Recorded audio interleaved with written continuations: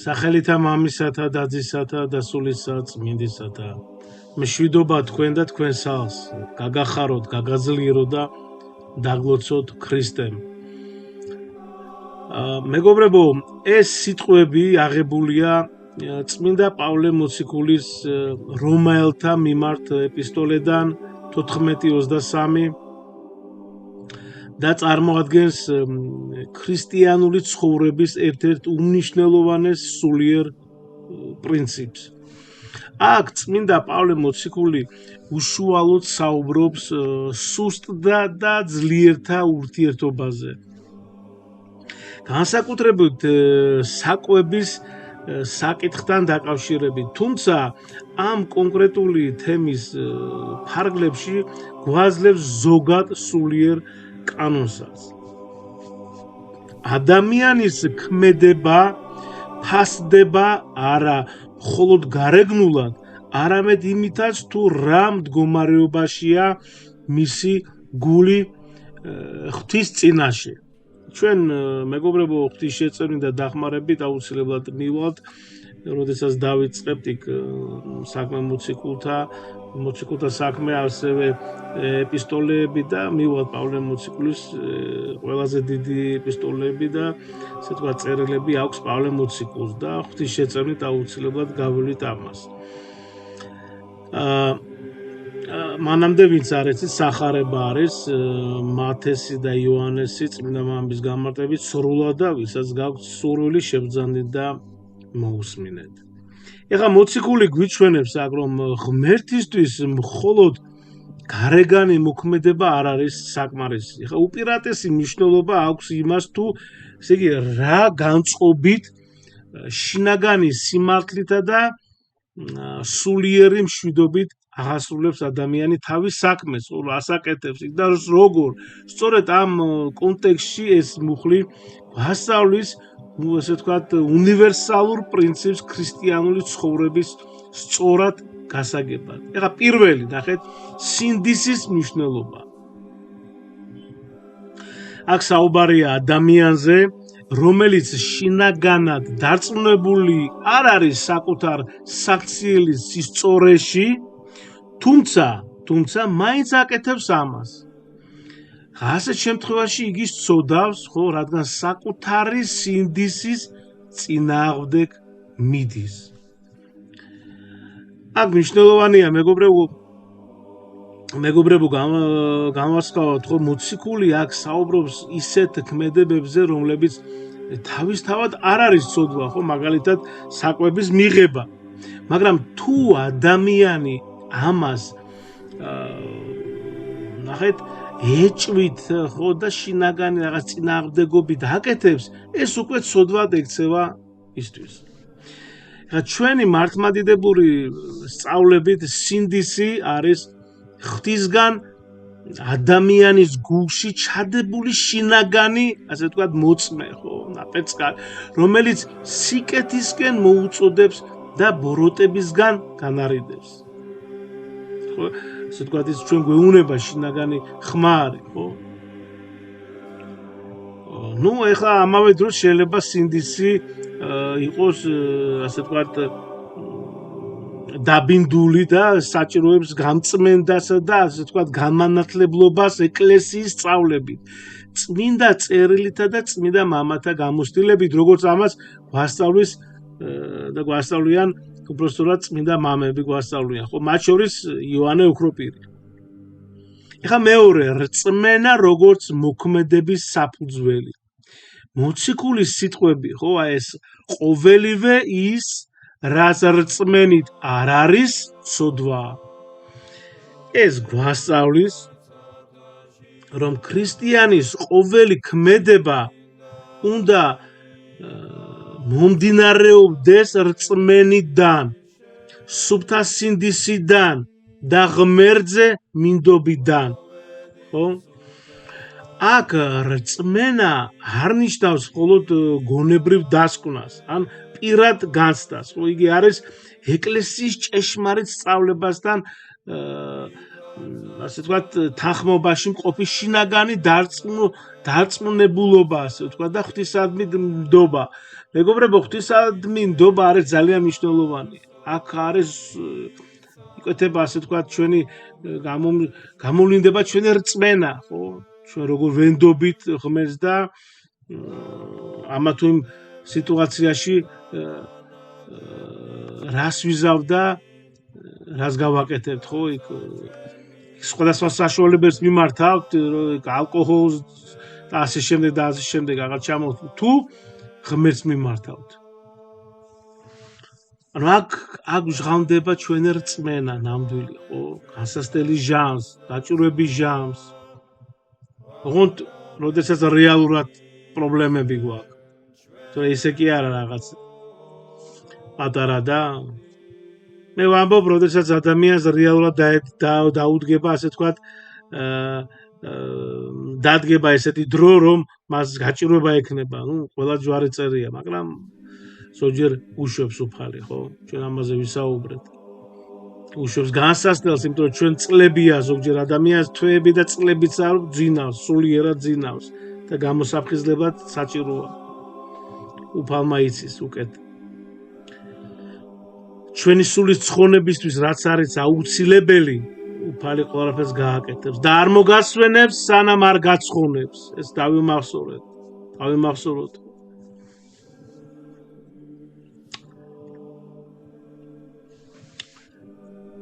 ნახეთ,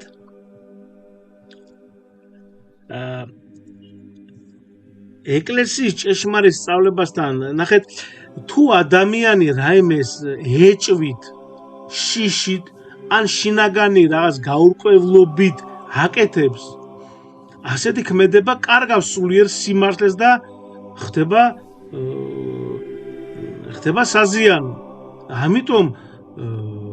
ამიტომ რწმენა, ასე ვთქვათ, ჩვენი ჭეშმარიტი, ერთადერთი მართლმადიდებლური ეკლესიის გაგებით არის არა მხოლოდ სიტყვიერი აღიარება, არამედ მთელი ადამიანის გონების, გულის და ნების ღმერთთან შეერთება.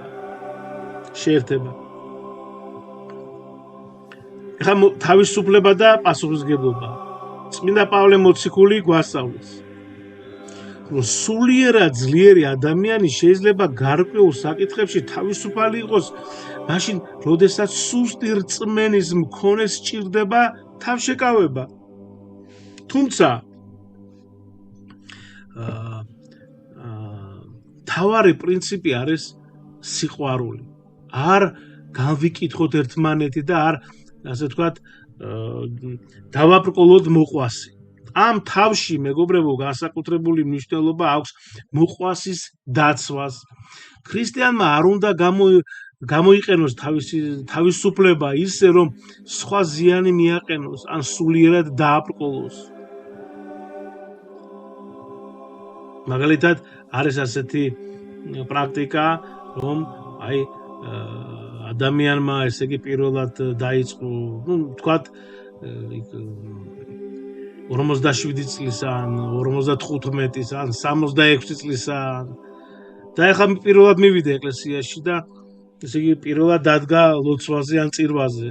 და არ იცის როგორ მოიქცეს და რაღაცნაირად ისე და ესე იგი რაღაცას ისე თუ არ გააკეთებს, მიდის ადამიანი და ესე იგი ხმამაღლად ამბობს, აუ ეს როგორ გააკეთეს, არ შეიძლება და ასე არ შეიძლება, მეგობრებო, როგორ შეიძლება ასე? ეს ადამიანი, ესე იგი, გავა ეკლესიაში და შერწყვება, ხო? უხერხულად იგზნობს თავს, გავა და წავა და აღარ მოვა აღარასოდეს და მე რა თქინდა შენ? რაიმე რას არ უნდა გააკეთო, რა თქინდა, რამე, რომ ყველაფერში წყალში ჩაგევარდება. ესე იგი, შენ დააბკოლე ეს ადამიანი და ეს აღარასოდეს არ მოვა ეკლესიაში, აღარასოდეს არ მივა ქრისტესთან. ამიტომ თუ რამე ასეთი თუ რამე ასეთი არის, ესე იგი, უნდა ჩუმად მივიდეთ ყურში უთხრათ და ასე შემდეგ. მე მოხსენდება ესეთი მქონდა ეხლა ხანს ერთი თუ არ ვწდების რაღაც ერთი თვე-ნახევრის უკან წირვაზე გავარდა. ნუ ისე მოხდა რომ ბევრი ხალხი იყო და აქედან შემოვედი კარებიდან ესე იგი და სხვა კარებიდან შევედი ტაძარში და ანუ სადაც ქალბატონები დგანან ხო მადილოსნები და მოკლედ იქ დავდექი და ესე არ შეიძლებაო აქ დგომა კაცების ადგილი იქით არისო ნუ არაფერი არ ვთხარე გასაგები გავჩერდი ისევ დავდექი იქ მეზარებოდა იქით გადასვლა დენი ხალხი იყო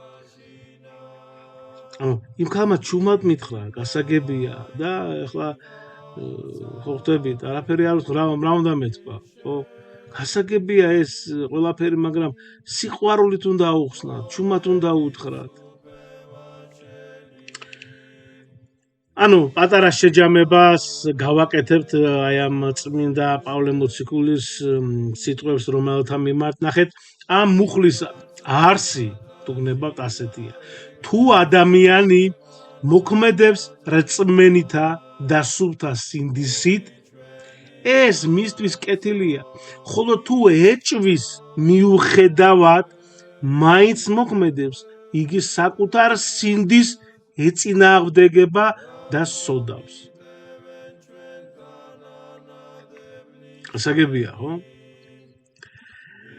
ეხლა ამასთანავე მოციქული გვასწავლის რომ ეს ეხება იმ ქმედებებს რომლებიც თავისთავად ასე ვთქვათ ნეიტრალურია ხო მაგრამ ადამიანის შინაგანი მდგომარეობა განსაზღვრავს მათ სულიერ მნიშვნელობას ქრისტიანული ცხოვრება არ არის მხოლოდ გარეგანი წესების მექანიკური დაცვა ხო ასე ვთქვათ იგი არის გულის სიწმინდე სინდისის სიფხიზლე და ცხოვრება რწმენით ეკლესიის წიაღში ღმერთთან ერთობაში და მხოლოდ ღმერთთან მეგობრებო და ჩვენ როგორც ყოველთვის ვამბობთ ჩვენ ვიღაცა და რაღაცნი ვართ ქრისტეში და ჩვენ არაფერი და არავინ არა ვართ ქრისტეს გარდა ქრისტეს გარეშე ანუ ქრისტესთან უნდა ვიყოთ მეგობრებო ჩვენ სუნთქავთ მისით ის არის წყარო სიცოცხლის ის არის ყველაფერი აღდგომა და ჭეშმარიტება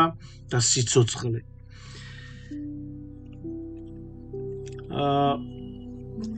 ძალიან არ მინდოდა მეთქვა მაგრამ მაინც ვიტყვი ვერ ვიკავებ თავს რომ დიდი მადლობა პირველ რიგში ქრისტე ღმერთს მადლობა მას და დიდება და მადლობა კიდევ ერთხელ და ყოველ დღე და ყოველ წამს მადლობა ქრისტე ღმერთს ყველაფრისათვის და მეგობრებო მადლობა თქვენ რომ ესეთი თბილი სიტყვებისთვის კომენტარებში რომ წერთ და კიდევ ერთხელ მადლობა ქრისტეს